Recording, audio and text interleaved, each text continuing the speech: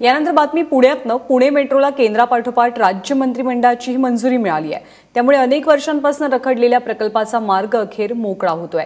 दरम्यान एकीकडे केंद्र सरकारकडून पंतप्रधान मोदींच्या हस्ते पुणे मेट्रोचं उद्घाटन केलं जाणार आहे, तर दुसरीकडे या मेट्रोचं उद्घाटन राष्ट्रवादीचे अध्यक्ष शरद पवारांच्या हस्ते व्हावं अशी मागणी राष्ट्रवादीची आहे। पुणे महापालिकेच्या पक्षनेत्यांच्या बैठकीत बहुमताने हा निर्णय घेण्यात आलाय। त्यामुळे पुन्हा एकदा भाजप विरुद्ध राष्ट्रवादी असा संघर्ष पाहायला मिळू शकतो। मला वाईट वाटलं की ज्यावेळेला मला समजलं की पुण्यामध्ये गटनेत्यांच्या बैठकीमध्ये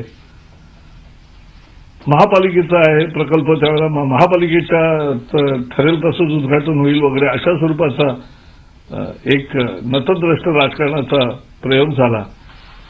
पुणे इतकं कृतज्ञ नाही की ज्यांनी दिलं त्याला आभार न मानणं, अशी पुण्याची ख्याती नाही।